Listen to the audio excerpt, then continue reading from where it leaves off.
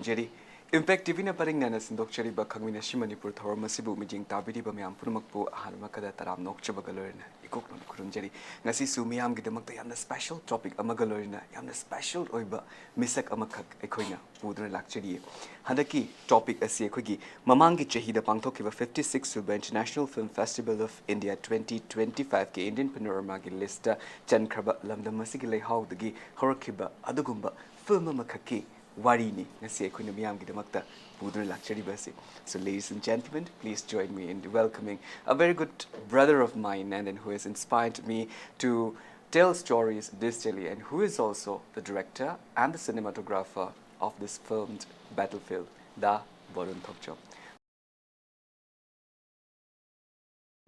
My name is Christopher Johnson. I live in Norfolk, England. Father was a professional soldier and went to India. My father fought there.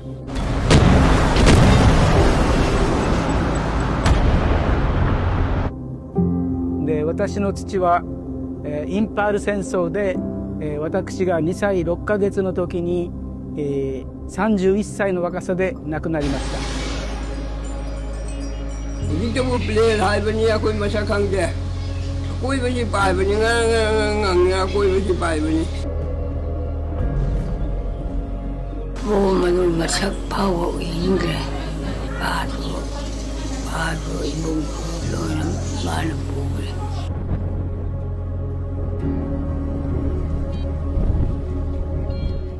Borun taram nokchari.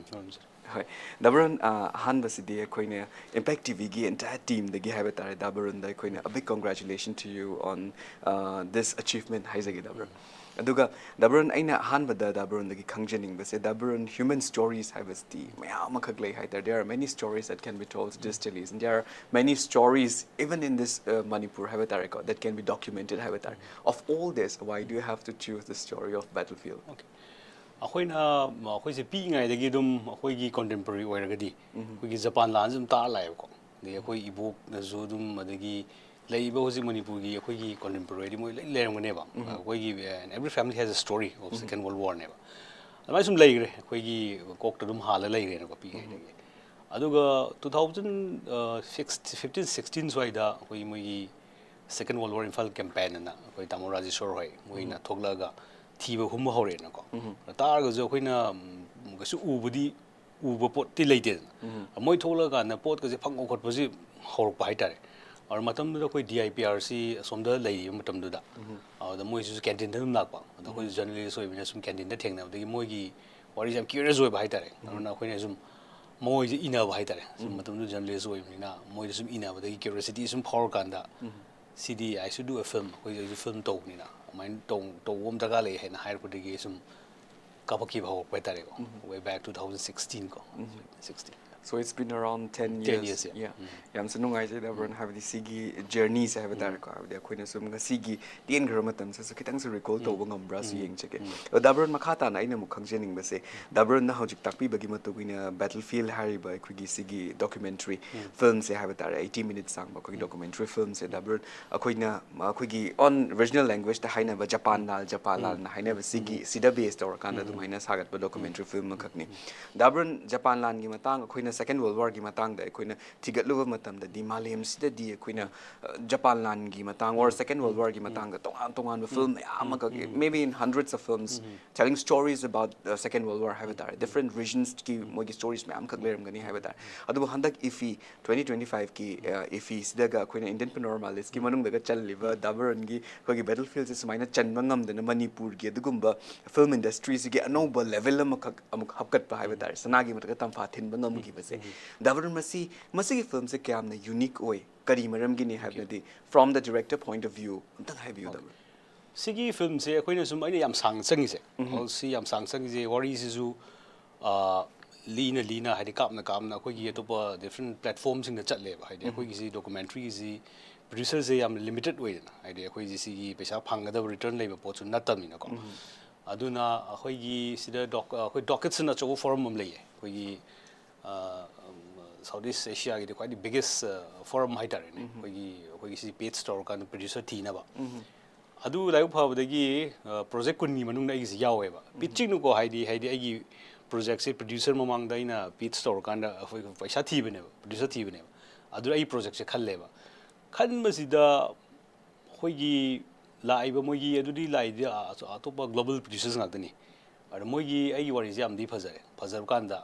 moina pa me sina Japan gi kan lai ns ki kan go pa me sina moi story pa me ba ai moi Japan moi point of view da adagi British ki am da kagu sina zu moi gi atopa diski moi producers yawe ba moi na zu moi gi side pa ma Wickers Foundation na ai yam tied of tor me hana moi gi project yam pam da moi gi da sum changsalak pa adun ai gi film da sequence khrabudi yaw ne ko sumain audio wing get na yam power general ma koi gi Manipur da si gi ba da melong gi sida koi plane crash da Wikipedia su yaw ne audio wing get na ma general ne moi adu focus to honing mai ta moi gi British kan go na lai sum khalap kan da story is the as a filmmaker as a storyteller ai isa gi wari libam changi na ko ana moi gi je pam da gi aina ai gi koi gi local stories very untold story ne ba adu kai maina matam da moina ha moi ayaba da kap ki tari hoi paisa budi phangam ba ya ma to me adu just ordinary film no oi ri moi gi film ordinary or ga so hen mi yaw re ba ko adu sigi stories unique way hai ta ga di akhoi gi very untold story ne ba se ba world ta ha the story ne tawr me ha de me gi di akhoi gi battle of Imphal ga Kohima akhoi gi battle of Kohima jina fiercest battle ne je moi accept or na moi jik se quite gi sathi ba lan fam thoke ba jaga ne second world war sigi war ji kanam ta lead ko lari khar budi lai ga ju visually na wai lead ji ka pak thek na de aur masi ai to bom thoina ai di si haibom thoina na sigi second world war koi local worry hai dai na si jaina puthok pune ko adai di nung ai gi lai phob de gi producers ma'am theng dai ko ai gi man ba la gi manjoy loremam adai gi suna kan Pravin gi mai gi Hyderabad macha mai production house aduga koi gi tamo radesham oina moina stories interesting oi de gi moina producer ko pote wave ne aduna zu matam yam sang je de koi producer thieves kam na kan producer ba the stories is marong mari ta da adu ziti matam change do mai dor ina pa mu star re ko ziti yam sunu ngai ta za matam da havidi yam na season tawra kan da havde magi metamorphosis period havda re sigi yam na queen it took more than 10 years havda ko sigi mai tawra kan da adu mai na semgalak Japan land gi wari as told by the filmmaker from Manipur from the Manipur's lens havda re ko sigi se koina handaki mamangi chahi gi havda re November gi 20 to 28 ta pangtok khiba singuma festivals da Goa da mai na world premiere utkhiba se davran sigi study ko gi tongan ba ko gi film enthusiasts film critics me amakak have the malem gi me amakak punna punjana kan that man celebrate tomino festival sida so my battlefields utki matam sida there mo gi reactions di kamain to and of course I'm very sure that critics sing na so magi on point of view the magi critic dum piram gada male or the gi kari kano fang ho and then overall gi hoina me am gi reactions sida kamain oi yam nungai dumaina khoi gi film adu da kap ki kan ko adu yam nungai ba na khoi gi isa interview so log hi da bida critic khar ileba power movie film critic khar na si film gi matang ireba adu go sig manosi sibasta na maming exactly call adu moin irak poda amna nungai ba haitare de hoina ai wena phau gi ba ina haiba ngam do pot sing do adu bo gi yaung na moin na khang ireba critic si film ji yeng kan adu de num hoina ina nungai ja haitare koi film jai si ba ko khang da bida si ba di yor zani nungai zo do ko mai na di phau haitare yang sunu ngai and talking about Mr. Manoj Srivastava manasu aina shum digin tau jo matam sida hawa tare the draft the mana quotation amaka quote away quotes is mine high battlefield is not the reconstruction of a war but the reconstruction of an absence another mine quotation interesting way of support sigi mata can you please explain adu ina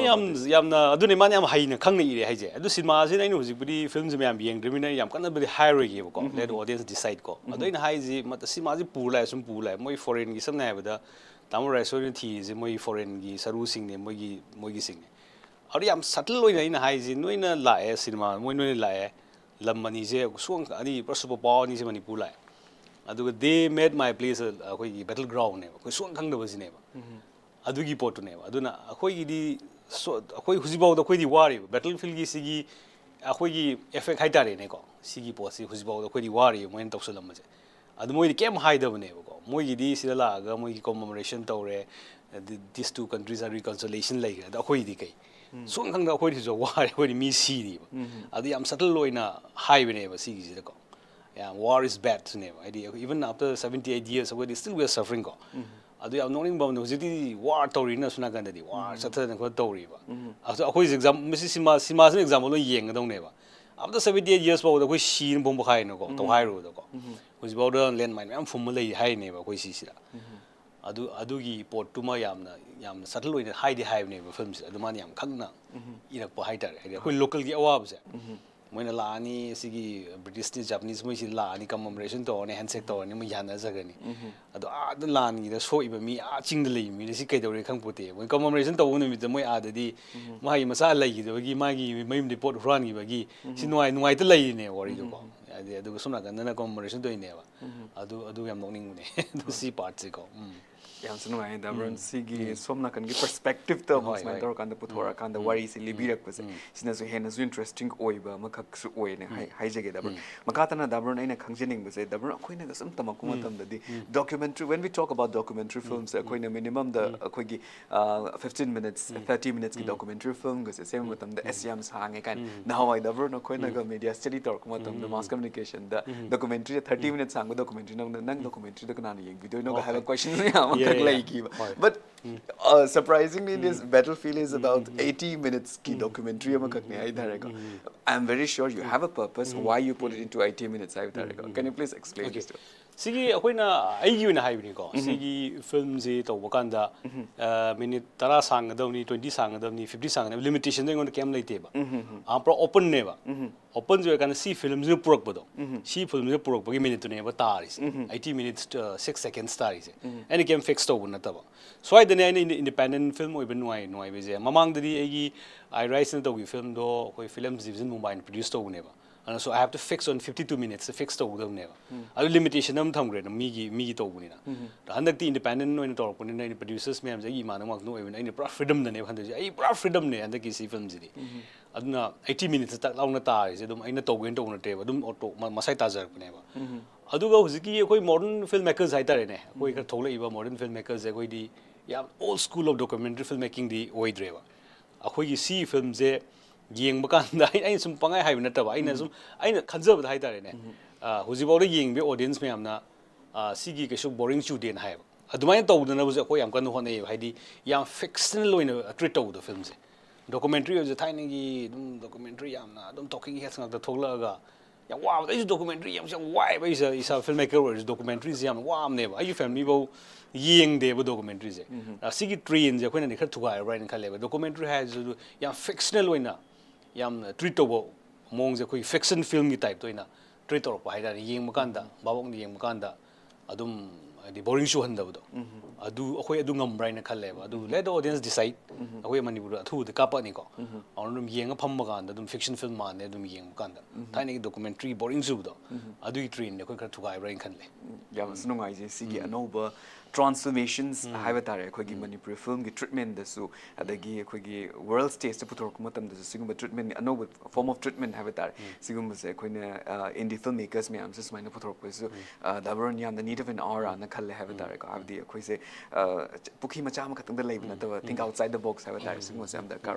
da baron na hoji ki matang ga takpi matam da haiba tare khoi da su am na curiosity am kak su build up to haida da baron I'm very sure that Manipur gi audience is going to soon witness the battlefield have it here in Infal itself have there yam na thuna so or question I question yeng ma function gi opportunity ko su function ge alo dabro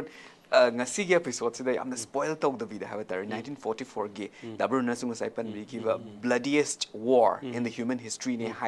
haina gi ba sigumba ko gi second world war gi Manipur gi laimai se thokiba adugumba 1944 gi adugumba episode to Hazik 2026 the commander or kind of Dabron Gil Lane, see the poor Kibagi have them. Subtly Dabron getting explained to Viram with I don't want. Heidi 1994 Toki by Poto Ziki exposed talk did what is it? Heidi Akogi Maru in Havada, Akoi boat was over Natina, even Akoi boy who went to Akoi boy PE than a container. Aduna Sigi Pose as a filmmaker, Heidi Sigi low labor poche Huzika. Connect or kanda future generation dai tare ne lan je kyam thina khoi Manipur da si show ho ge je mase thamam ma daka oi raina khanba aduna nga sai gi films da raiso na thina metal dictator da no vom je thina contemporary story ne ba li ri je along with the past ka present connect to ne ba ori se adumaina to aduga ꯑꯩꯈꯣꯏꯅ ꯐꯤꯂꯝꯁꯦ ꯌꯥꯝ ꯅꯣꯛꯅꯤꯡꯕ ꯑꯃꯅ London ꯑꯩꯈꯣꯏꯒꯤ British ꯑꯥꯔꯀꯥꯏꯞꯇꯒꯤ footage ꯂꯩꯌꯦꯕ ꯃꯣꯏꯗꯤ ꯁꯦꯀꯦꯟ world ꯋꯥꯔꯒꯤ ꯐꯨꯇꯦꯖꯁꯦ imperial war museum ꯂꯣꯏ ꯂꯩꯔꯝꯃꯤꯀꯣ ꯃꯣꯏꯗꯤ ꯂꯣꯏꯅ ꯀꯥꯞ ꯃꯣꯏꯗꯤ ꯌꯥꯝ ꯑꯦꯗꯚꯥꯟꯁ ꯑꯣꯏꯈ꯭ꯔꯦ ꯃꯇꯝꯗꯨꯗ ꯚꯤꯗꯤꯑꯣꯁꯤ ꯂꯣꯏ ꯀꯥꯞꯄ ꯂꯩꯔꯝꯃꯦꯕ ꯑꯦꯅꯤ ꯐꯨꯇꯦꯖ ꯅꯪ ꯄꯥꯝꯕꯁꯦ ꯂꯟꯗꯟꯗ ꯂꯩꯌꯦꯕ ꯍꯧꯖꯤꯛꯁꯦ ꯑꯗꯨ ꯌꯥꯝ ꯅꯣꯛꯅꯤꯡꯕ ꯑꯃꯅ ꯂꯥꯟꯁꯨ ꯃꯣꯏꯅ ꯁꯤ ꯇꯧꯔꯝꯃꯦ ꯚꯤꯗꯤꯑꯣꯁꯨ ꯀꯥꯞꯈ꯭ꯔꯦ ꯑꯗꯣ ꯑꯩꯈꯣꯏꯗ ꯌꯣꯟꯁꯤꯜꯂꯛꯄꯤꯅꯦꯕ ꯍꯧꯖꯤꯛ ꯑꯩꯅ ꯍꯧꯖꯤꯛꯀꯤ ꯕꯦꯇꯜ ꯐꯤꯜꯗ ꯁꯤꯖꯤꯟꯅꯔꯤꯕ ꯐꯨꯇꯦꯖꯁꯦ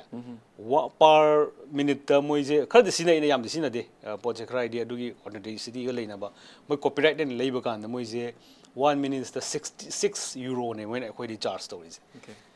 6 euro ꯆꯥꯔꯖ ꯇꯧꯋꯦꯕ ꯑꯗꯨꯁꯨ ꯌꯥꯝ ꯁꯤꯖꯤꯟꯅꯕꯗꯤ ꯌꯥꯝ ꯑꯩꯅ ꯗꯔꯀꯥꯔ ꯂꯩꯕ ꯑꯗꯨꯝ ꯈꯛꯇꯅꯤꯀꯣ ꯂꯧꯔꯤꯁꯦ ꯑꯗꯨꯁꯨ only 2 years ꯂꯥꯏꯁꯦꯟꯁ ꯆꯍꯤ 2 ꯃꯇꯨꯡꯗ ꯃꯣꯏꯗ ꯑꯃꯨꯛ ꯄꯩꯁꯥ ꯊꯤꯒꯗꯕ this is very irony ꯅꯠꯇ꯭ꯔꯥ ꯂꯥꯟꯁꯦ ꯑꯩꯈꯣꯏ ꯇꯧꯁꯜꯂꯝꯃꯦ ꯑꯩꯈꯣꯏꯒꯤ ꯑꯁꯤꯅ ꯃꯌꯥꯝꯗꯣ ꯂꯣꯏ ꯀꯥꯞꯄ ꯄꯨ ꯂꯩꯈ꯭ꯔꯦ ꯑꯗꯨ ꯍꯧꯖꯤꯛꯅ ꯑꯩꯈꯣꯏꯅ ꯁꯤꯖꯤꯟꯅꯒꯦ ꯍꯥꯏ ꯀꯥꯟꯗ ꯌꯦꯡꯒꯦ ꯍꯥꯏ ꯀꯥꯟꯗ ꯄꯩꯁꯥ ꯄꯤꯔ ꯂꯩꯌꯨ ꯁꯤꯅꯦ ꯃꯣꯏ ꯍꯥꯏꯁꯦ ꯑꯗꯨꯅꯦ ꯑꯗꯨ anyway ꯑꯗꯨ ꯃꯌꯥꯝꯁꯦ ꯑꯩꯈꯣꯏ ꯀꯝꯄꯥꯏꯜ ꯇꯧꯔꯦ ꯑꯩꯈꯣꯏ ꯐ꯭ꯌꯨꯆꯔ ꯖꯦꯅꯦꯔꯦꯁꯟꯒꯤꯗꯤ ꯄꯣꯠꯁꯦ ꯁꯤꯒꯤ ꯄꯣꯠꯁꯦ ꯊꯝꯃꯝꯃꯦꯅ ꯑꯩꯈꯣꯏꯒꯤꯀꯣ ꯍꯥꯏꯕꯗꯤ ꯑꯩꯈꯣꯏꯗꯁꯨ ꯑꯣꯄꯣꯔꯆꯨꯅꯤꯇꯤ ꯑꯃꯈꯛꯅꯦ ꯗꯥꯕꯔꯣꯟ ꯍꯣꯏꯅ ꯁꯤꯒꯤ ꯇꯧꯕꯤꯕꯁꯦ ꯗꯣꯀꯨꯃꯦꯟꯇꯦꯁꯟꯁꯦ ꯑꯩꯈꯣꯏꯅꯁꯨ ꯗꯥꯕꯔꯣꯟ ꯍꯥꯏꯕꯗꯤ every household has a story about Japan land ꯍꯥꯏꯕ ꯇꯥꯔꯦ even ꯑꯩꯈꯣꯏꯒꯤ ꯑꯕꯣꯛ ꯑꯩꯈꯣꯏꯒꯤ ꯏꯙꯧꯒꯤ ꯃꯃꯥꯁꯤꯒꯤ ꯃꯣꯏꯒꯤꯁꯨ ꯋꯥꯔꯤ ꯇꯣꯉꯥꯟ ꯇꯣꯉꯥꯟꯕ ꯃꯌꯥꯝ ꯈꯛ ꯂꯩ ꯍꯥꯏꯕ ꯇꯥꯔꯦ ꯑꯩꯈꯣꯏꯅ ꯈꯨꯔꯥꯏꯔꯣꯝꯗꯒ ꯕꯣꯝ ꯊꯥꯗꯈꯤꯕꯒꯤ ꯑꯗꯨꯒꯨꯝꯕ ꯋꯥꯔꯤ ꯃꯌꯥꯝ ꯑꯃꯈꯛꯁꯨ ꯑꯩꯈꯣꯏꯗꯁꯨ ꯑꯉꯥꯡ ꯑꯣꯏꯔꯤꯉꯩꯗ ꯐꯨꯡꯒꯥ ꯋꯥꯔꯤ ꯑꯣꯏꯅ ꯇꯥꯈꯤꯕ ꯃꯌꯥꯝ ꯑꯃꯈꯛꯁꯨ ꯂꯩ ꯍꯥꯏꯇꯥꯔꯦ ꯐꯨꯡꯒꯥ ꯋꯥꯔꯤ ꯑꯣꯏꯅ ꯇꯥꯔꯝꯕꯗꯒꯤ ꯗꯥꯕꯔꯣꯟ ꯍꯣꯏꯒꯨꯝꯕ ꯃꯌꯥꯝ ꯊꯣꯛꯂꯛꯑꯀꯥꯟꯗ ꯚꯤꯖꯨꯋꯦꯜꯂꯤ ꯖꯦꯟꯖꯤꯁ ꯃꯌꯥꯝꯁꯤꯅ ꯉꯁꯤ ꯌꯦꯡꯕ ꯉꯝꯒꯗꯣꯏꯅꯦꯕꯀꯣ ꯌꯥꯝꯅꯁꯨ ꯑꯆꯧꯕ ꯀꯣꯟꯇ꯭ꯔꯤꯕ꯭ꯌꯨꯁꯟ ꯑꯃꯈꯛꯅꯤ ꯍꯥꯏꯖꯒꯦ ꯗꯥꯕꯔꯣꯟ ꯃꯈꯥ ꯇꯥꯅ ꯑꯃꯨꯛ ꯑꯩꯅ ꯈꯪꯖꯅꯤꯡꯕꯁꯦ ꯗꯥꯕꯔꯣꯟ one of the reviews ꯍꯥꯏꯕ ꯇꯥꯔꯦꯀꯣ ꯁꯤꯁꯨ ꯑꯩꯈꯣꯏꯒꯤ ꯌꯥꯝꯅ ꯐꯦꯃꯁ ꯑꯣꯏꯕ ꯐꯤꯜꯝ ꯀ꯭ꯔꯤꯇꯤꯛꯁ ꯑꯃꯈꯛꯅ ꯄꯤꯔꯛꯄ ꯔꯤꯚ꯭ꯌꯨꯅꯤ history is not what nation choose to celebrate but also what they choose to forget ꯍꯥꯏꯗꯅ ꯑꯃꯈꯛ ꯁꯤꯒꯤꯁꯦ ꯌꯥꯝꯅ ꯐꯖꯕ ꯑꯩꯅꯁꯨ ꯀꯣꯠ ꯇꯧꯔꯀꯥꯟꯗꯀꯣ ꯀꯣꯔꯟ ꯀꯣꯠ ꯌꯥꯝꯅ ꯐꯖꯕ ꯁꯤꯒꯨꯝꯕ ꯀꯣꯇꯦꯁꯟ ꯑꯃꯈꯛꯁꯨ ꯑꯣꯏꯅ ꯑꯣꯏꯒꯦ ꯍꯥꯏꯕ ꯇꯥꯔꯦ ꯁꯤꯒꯤ ꯃꯇꯥꯡꯁꯦ ꯗꯥꯕꯔꯣꯟ ꯁꯤꯒꯤ ꯄꯣꯏꯟꯠ ꯑꯣꯐ ꯚ꯭ꯌꯨꯁꯗ ꯑꯩꯅ ꯍꯪꯖꯅꯤꯡꯕꯁꯦ ꯑꯣꯐ ꯀꯣꯔꯁ ꯗꯥꯕꯔꯅꯁꯨ ꯉꯁꯥꯏ ꯅꯦꯔꯦꯁꯟꯗ ꯃꯃꯥꯡꯗ ꯍꯥꯏꯕꯤꯈ꯭ꯔꯦꯀꯣ ꯍꯥꯏꯕꯗꯤ ꯖꯥꯄꯥꯅꯤꯁ ꯒꯚꯔꯟꯃꯦꯟꯠ ꯃꯌꯥꯝ ꯂꯥꯛꯏ ꯕ꯭ꯔꯤꯇꯤsh ꯒꯚꯔꯟꯃꯦꯟꯠ ꯃꯌꯥꯝꯈꯛ ꯃꯅꯤꯄꯨꯔꯁꯤꯗ ꯂꯥꯛꯏ ꯍꯥꯏꯇꯥꯔꯦ they are trying to restore red hills ꯃꯌꯥꯝꯁꯦ ꯔꯦꯗ ꯍꯤꯜꯁꯦ ꯑꯩꯈꯣꯏꯅ ꯃꯥꯏꯕꯝ ꯂꯣꯠꯄ ꯆꯤꯡꯁꯦ ꯑꯩꯈꯣꯏꯅ ꯔꯦꯁꯇꯣꯔ ꯇꯧꯅꯕ ꯀꯟꯅ ꯍꯣꯠꯅꯔꯤ ꯑꯦꯠ ꯗ ꯁꯦꯝ ꯇꯥꯏꯝ ꯖꯥꯄꯥꯅꯤꯁ ꯃꯌꯥꯝꯈꯛ ꯂꯥꯛꯑꯀꯥꯟꯗ ꯃꯣꯏꯒꯤ ꯐꯣꯔ ꯐꯥꯗꯔꯁ ꯑꯦꯟꯁꯦꯁꯇꯔꯁ ꯃꯌꯥꯝꯗꯨꯒꯤ ꯁꯔꯨꯛ ꯃꯇꯦꯛ ꯑꯃꯇꯪ ꯑꯣꯏꯔꯒꯁꯨ ꯃꯔꯝꯗꯝ ꯖꯄꯥꯟꯗ ꯄꯨꯖꯈꯤꯅꯕ ꯑꯩꯈꯣꯏꯒꯤ ꯏꯅꯤꯁꯤꯌꯦꯇꯤꯚꯁ ꯃꯌꯥꯝꯈꯛ ꯂꯧꯔꯤ ꯍꯥꯏꯕ ꯇꯥꯔꯦ ꯑꯦꯠ ꯗ ꯁꯦꯝ ꯇꯥꯏꯝ ꯁꯤꯒꯤ ꯁ꯭ꯇꯣꯔꯤꯁꯦ ꯃꯣꯏꯗ ꯇꯣꯜ ꯇꯧꯅꯕꯒꯤꯗꯃꯛꯇ Japanese government doing very intense work have to told stories Manipur laimais moi stories phangnabagidamakta sei khuding gisu lai moi commemorate tawba lai have ta sigi matang sa the Manipur government ki side tagi have ta karamba initiative lokhatpagi throughout this project throughout this 10 years of your journey for battlefield have ta kari thegnabi ki de matang da have sig government gi sigi pot se ai di tongana adom nagan side ta focus to oidremine ke moi government na kai tawri ge je thoin doine khangdre exactly adu tawdadi sigi moi sakao foundation to ga infal peace museum na chawna sari ko maybe government gi hoi initiative yaudana bari yapote ko si je len bi ni khangde and si media chowa pot am khangne sigi koi gi infal peace museum sari se si chowa mo koi gi kanaba set ama hai tare ne ko si loi lai re dana koi gi war kamain thoki koi gi asiba mayam gi moigi British ki su moigi su sigi Commonwealth War Museum leina ko Japan ki su moi memorial leina ado khoi di ta sena mi kya sigi kamai tau ki je leite ba exactly official record leitam ne ba yam ni siram dui ne ba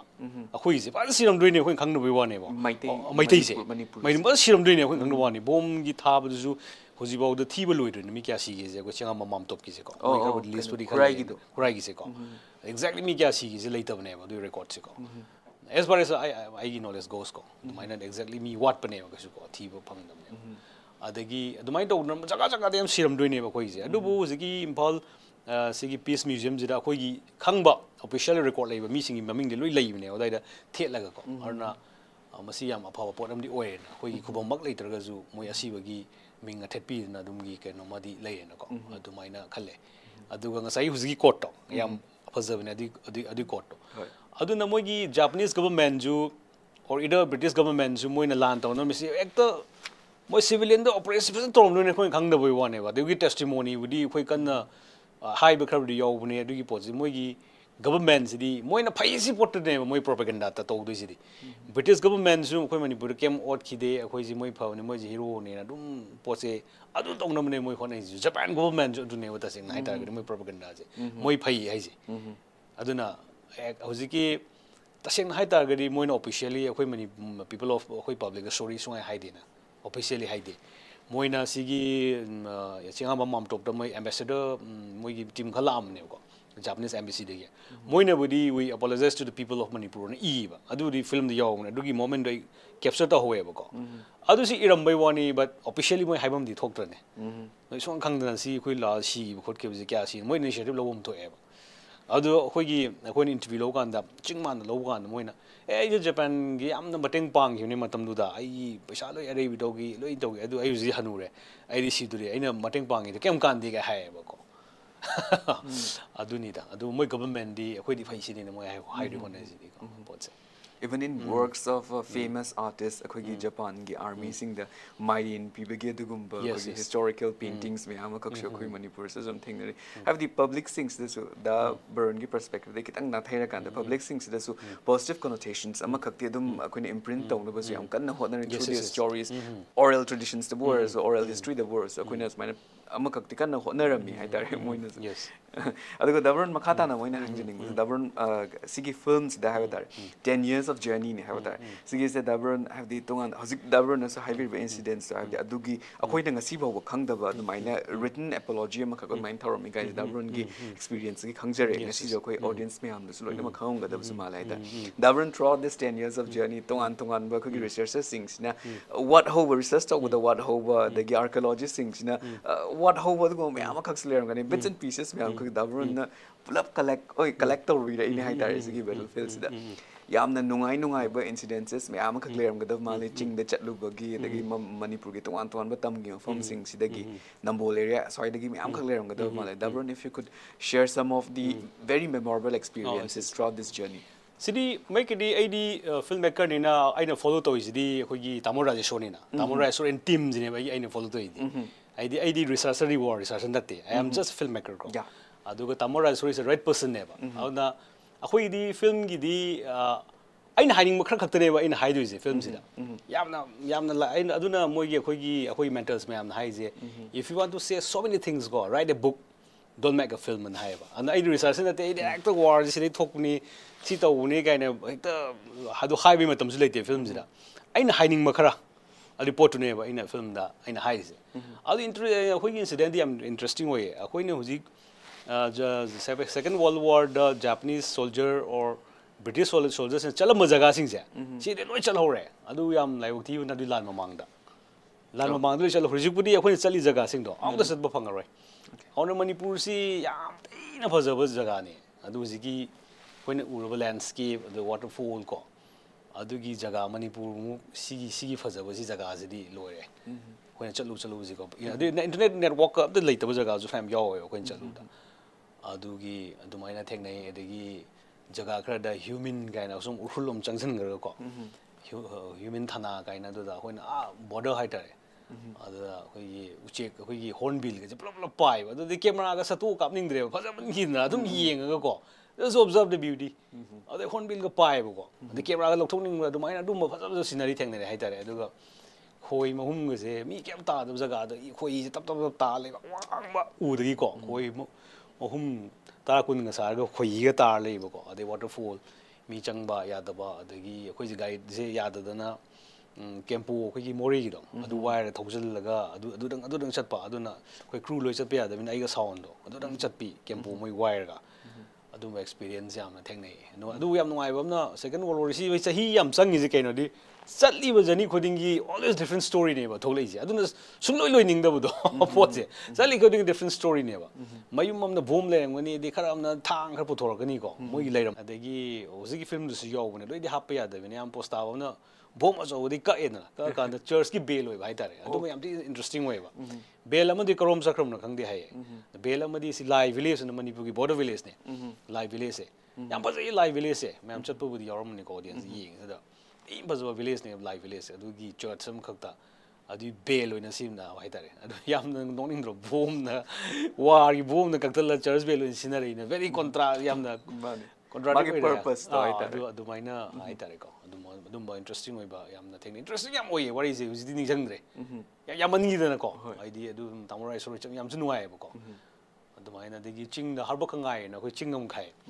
harba khangai urkhul gi ching je sina ai ning sangi matam da hurricane mora na hurricane am la ka do ni ne akoi di fix so lo ba sakada be tamurai so kamai to je hurricane mora la ka lo do chasal je na akoi harba khangai je ka rui ba ko ꯀꯟꯅ ꯇꯧꯕ ꯑꯩꯈꯣꯏꯒꯤ ꯄꯨꯔꯥ ꯁꯥꯏꯀ꯭ꯂꯣꯟꯅꯦ ꯑꯗꯨ ꯆꯤꯡꯁꯦ ꯏꯁꯤꯡꯁꯦ ꯅꯣꯡꯁꯦ ꯇꯥꯗꯅ ꯏꯁꯤꯡꯁꯦ ꯄꯨꯔꯥ ꯂꯨꯞꯄꯒꯅꯦ ꯑꯩꯈꯣꯏꯅ ꯀꯥꯈꯠꯂꯤꯁꯦ ꯆꯤꯡꯗ ꯑꯗꯨ ꯃꯊꯛ ꯌꯧꯀꯥꯟꯗꯗꯤ ꯑꯗꯨꯒꯤ ꯍꯧꯖꯤꯛꯀꯤ ꯖꯒꯥꯁꯦ ꯖꯥꯄꯅꯤꯁꯀ ꯕ꯭ꯔꯤꯇꯤꯁꯀ ꯈ꯭ꯋꯥꯏꯗꯒꯤ ꯑꯍꯥꯟꯕ ꯂꯥꯟꯐꯝ ꯁꯣꯛꯅꯕ ꯖꯒꯥꯅꯦ ꯍꯧꯖꯤꯛ ꯍꯥꯏꯕ ꯆꯤꯡ ꯃꯇꯣꯟꯁꯦ ꯑꯗꯨꯗ ꯇꯥꯃꯣ ꯔꯥꯏꯁꯟ ꯂꯧꯊꯣꯛꯑꯒ ꯃꯦꯇꯜ ꯗꯤꯇꯦꯛꯇꯔ ꯀꯩꯀꯥ ꯇꯧꯀꯥꯟꯗ ꯏꯪꯀꯤ ꯑꯩꯈꯣꯏꯒꯤ ꯃꯈꯨꯝ ꯑꯃ ꯊꯦꯡꯅꯩꯌꯦꯕ ꯏꯪꯛ ꯊꯥꯏꯅꯒꯤꯀꯣ ꯃꯣꯏ ꯀꯣꯂꯣꯝ ꯃꯈꯨꯝ ꯅꯣꯡꯃꯩꯒ ꯑꯃꯨꯛ ꯂꯣꯏ ꯊꯤꯕ ꯍꯧꯔꯦ ꯑꯗꯩꯗꯤ ꯑꯃ ꯊꯦꯡꯅꯔ ꯑꯁ ꯊꯤ ꯅꯨꯡꯉꯥꯏꯔꯦꯅꯀꯣ ꯑꯃꯗ ꯀꯥꯈꯠꯂꯀꯥꯟꯗ ꯕ꯭ꯔꯤꯇꯤꯁꯀꯤ ꯏꯪꯛ ꯄꯣꯠ ꯑꯃ ꯊꯦꯡꯅꯕꯗꯀꯣ ꯑꯃ ꯌꯥꯝ ꯏꯟꯇꯔꯦꯁꯇꯤꯡ ꯑꯣꯏꯌꯦ ꯑꯗꯨꯅ ꯑꯩ just a film maker I am just observing what they are doing ꯀꯣ ꯑꯩꯒꯤ ꯏꯟꯁꯇ꯭ꯔꯛꯁꯟꯁꯨ ꯌꯥꯎꯗꯦ ꯀꯩꯝ ꯌꯥꯎꯗꯦ ꯑꯩ ꯖꯁ ꯃꯣꯏ ꯏꯟꯅꯕ ꯈꯛꯇꯅꯤ ꯊ꯭ꯔꯨ ꯔꯥꯖꯦꯁꯣꯔ ꯊ꯭ꯔꯨ ꯁꯦꯀꯦꯟ ꯋꯥꯔꯜ ꯋꯥꯔ ꯏꯝꯐꯥꯜ ꯀꯦꯝꯄꯦꯟꯁꯦ ꯃꯣꯏꯒꯤ ꯊ꯭ꯔꯨꯗ ꯑꯩꯅ ꯋꯥꯔꯤ ꯂꯤꯕꯩ ꯋꯥ ꯈꯛꯇꯅꯦꯕ ꯄꯣꯠꯁꯦ ꯍꯥꯏꯗꯤ ꯃꯣꯏ ꯆꯠꯄꯗꯨ ꯌꯥꯎꯕꯩ ꯋꯥꯅꯤ But then the experience that you are sharing right now, like, sparks a new level of enthusiasm in the audience. Right? Yamna su nungai je. Dabarun wari sham nungai. Merak thatna dabarun break macha am tang log. Yes. Break ki matung da dabarun ga battlefield ki matang da nungai wari watai ga loina miyam ki damak ta KHANGMINASI Manipur hanjer ki ge Impact TV bu mijing ta adran review.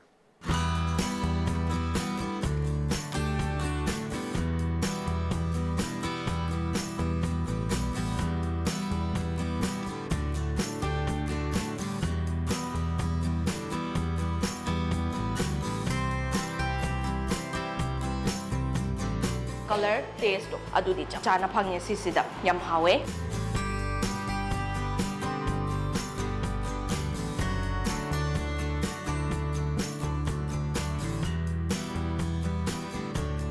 Adudi mayam manungda muk changaga ngasi kari special oiba mathel sing lairibano kai hotnari thaurang tauramli haibado moi khoi punna yengminarurasi.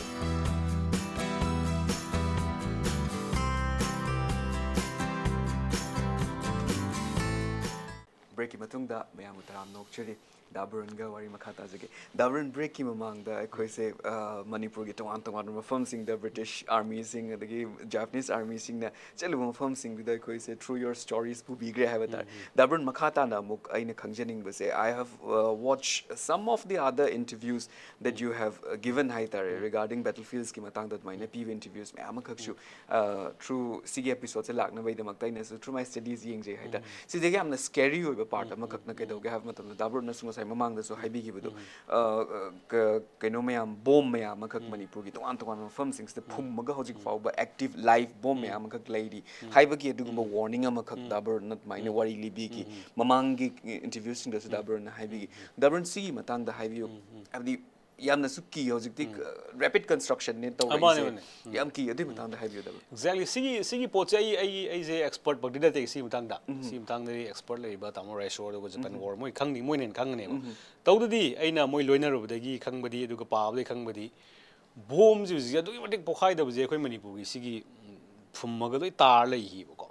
anu hujik yam prakta je construction je kana tawri dana adu bu khoi gi handak to recently sigi MU maning da ju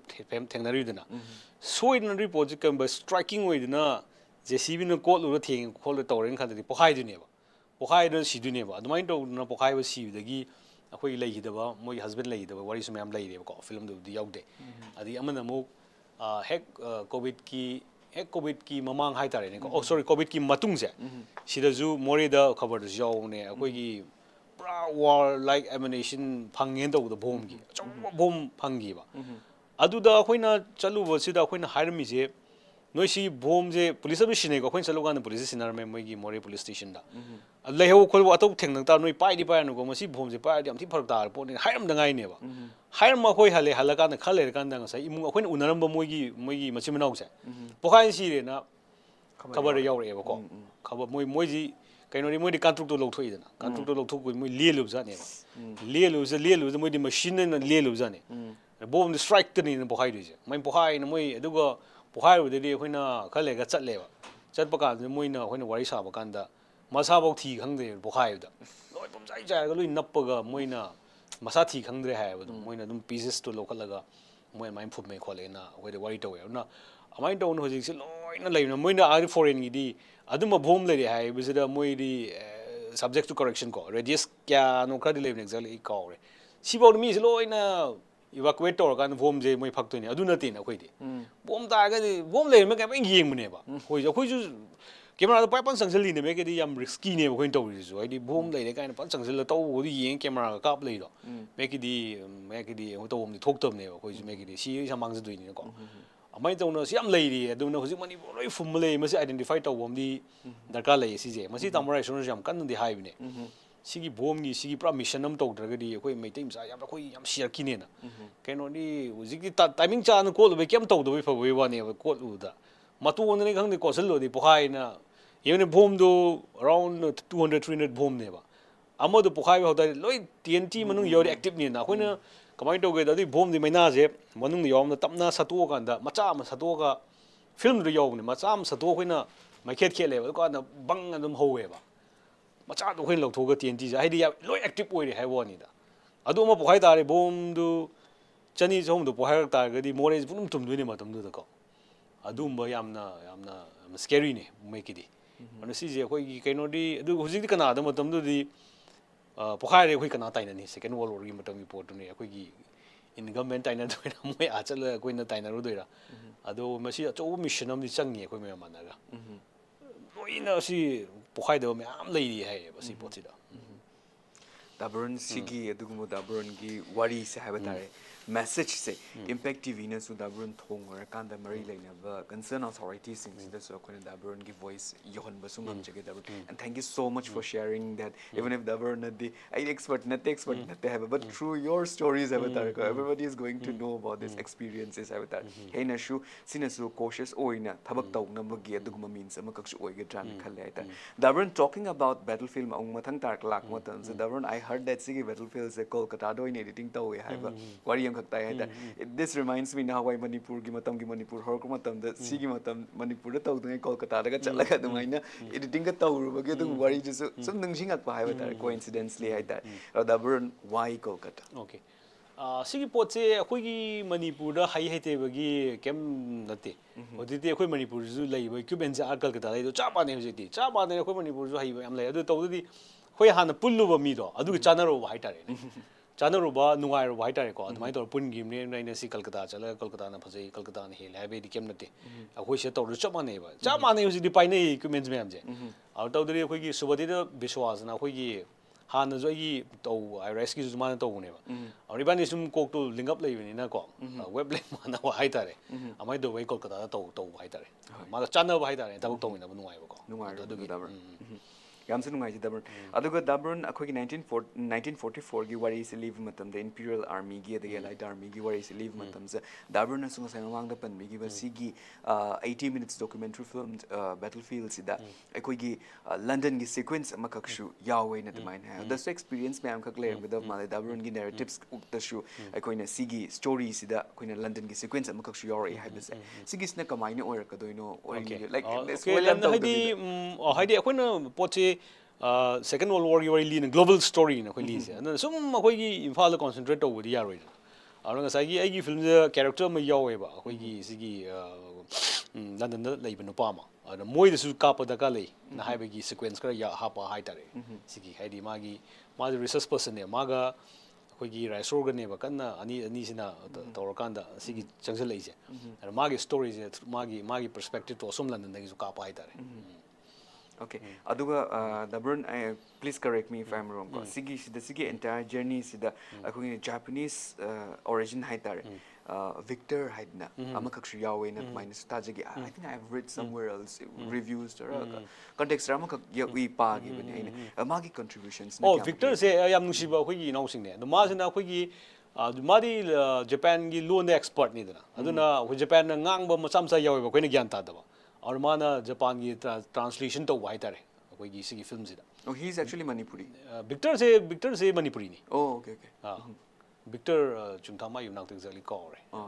okay अदो माना मुक translation की Japan की translation जे माना तो white है take खर height है माना okay daburn yam se nungai je daburn makhata rakasi daburn if you could remember if you could sigi entire 10 years ki journey sida hai daburn gi amna core ba team amakak leram ga da male to make this battlefield this much amount of success e phang na ba gi da core team amakak leram ga da male if you could introduce your core team je adune film hai ta ga dai tom na to ya pote film si pra si pon aduna make it interview like was a quick team win low. Right on the Apple car was it. On a deep right hand man, Haitare. I sound, I think plus sound to river, I assistant director Haitare. Tombaku Haze, Sureski and contract Maze. Arma Tombaku and a man Kangune. The mana sound come man assistant director. Ma yam important over me and Kaniko. The assistant editor, other man editor like Kolkata. The assistant editor, Damba Sarma. The mana Chamachusi Pai Mamse, correction to work pa Mamse, the mastering Haitare. A man, a Luina Torin in Fall, the kind of Kolkata, and other Chapungams, Natamiko. Aduga, wiki sound design, and the sound his name or Jit Katrisa. Mama important way, of course, I see character, Tamara Jessor. I the man, Yadre, my company, not money. Punno media freeway media haitare na hui sino ke ta pun pul ka ka pa ne to ise adu through adu maina lirak pa haitare yam sanu ngai je thank you so much for introducing your team to us dabarun what is happening with me am kak le da khami na Manipur na kak na matam hoy ni na dabarun ga battlefield gi matang se koina pukben pawme na bagi tanjadi fangoi dore dabarun se koina pak una jagi su fangjaba adugumba bishnati hojik show muk jury hoy bagi international film festival ge muk leng dore na sam ta jai dabarun hai da sing na hasno una jagi se sumang phang dai da dabarun se but dabarun nga si impact tv gi khoi gi office se leng bi rai ngai se that one thing a very important questions at the end of this episode. I hang janing base. Dabarun young filmmakers me amakak Manipur dasu thogle hai bata. If someone is artistic way batar ka di indie filmmakers me amakak shu Manipur se me amakak le handak ki ekhogi imphal da ugraba dugumba talents me am dun hai batar. Adu shigumba ekhogi young filmmakers me am se da dabarun gi site tagi ka dabarun kadi message ti pe bininge. Moigi ideas spark tong no tai tai hujikti am live problem no ko moigi mangi generation haita moi film haita yang wow pot on ko oiden coming na su lagi budget tagi kai budget still we ko juai ko adu hujikti am noi one technology ko ko loi lai re ko adu hujik se pra huji internet ki world ne tasing na da hujiki film institute kai je tasing na nang film pa ma je ai tam du ya en khale bai wa khan if you really love the film ko adagi plus there is no hard and fast rule film is just my cap ko ni smai to me sulai late ba film se sulai late si pod like of the late ko film just smai na cap smai number si film je faja ka ne ba like kem late ko koi jam noi ba da aduna sai na noi na sai opportunity lai ga di lai ra mi na pam tar ga di nang na pam ba subject to adi po jo dum pa na in tar ga di dum nang dum mai pa ka rai na khalle si film si da ko adu challenges me am loi leitam ne ko les dam angang khana hai da pro ne ware ai film ko ai na nang yang ware film ka de to to profession ho ngwan ko nang ka nan film to dia dia hai ba lei gen adu pamjor tar ga di ai huji am nuai matam ne hai woni digital era ni khang da ba youtube de ni po yeng loi khang ni na koi di ko amain to kan da ina na ha da sing da family nang na pam nang gi manglan do adu ngam na ba kan no ho na ba full focus da adu oi ni do mai bra pa pang ni khan le Comes along, I say, impact TV. So, once again, Thong or Kanda to all those people, Haitaraka, message Johan Jobson. Davron, thank you so much for sparing some time and telling a story about Battlefield Habitat. Amasung impact TV gi mai kai so Davron Battlefield se Manipur gi stories se Habitat about Second World War se Malim gi tongan mafam sing se Davron na pura ga chatpiu Manipur da thokiba dugumba bloodiest war ni haina riba Second World War se sigi wari sing Malam gitu ngantungan mafam sing da Dabaran gitu the Livira Mohab impact TV gi market gi antang kacha ge Dabaran. Thank you very much. Thank you so much Dabaran. Masiga lorena impact TV na parin na lokchari ba KHANGMINASI Manipur gi thora matanga swai de loijere mathang episode ta anoba wari ga lorena anoba topic ya amakak miyam gi damakta puduna lakchiki ge impact TV bo mijing ta dun devi.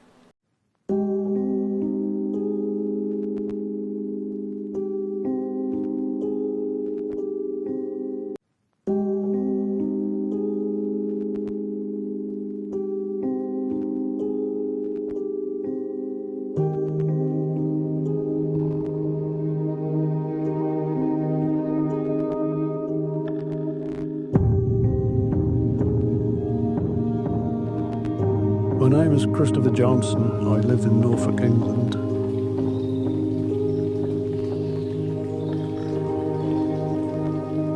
My interest with the Burma campaign of the Second World War is that my father fought there.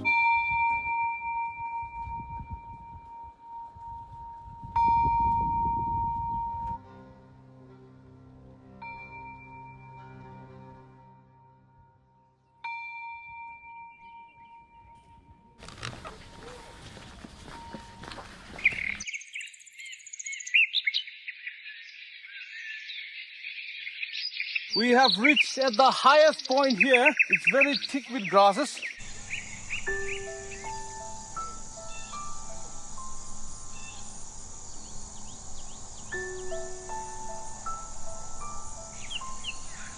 Those people who took their fish studies bundle survived none. At that time, I had no mother. After the death of my father, I became an orphan.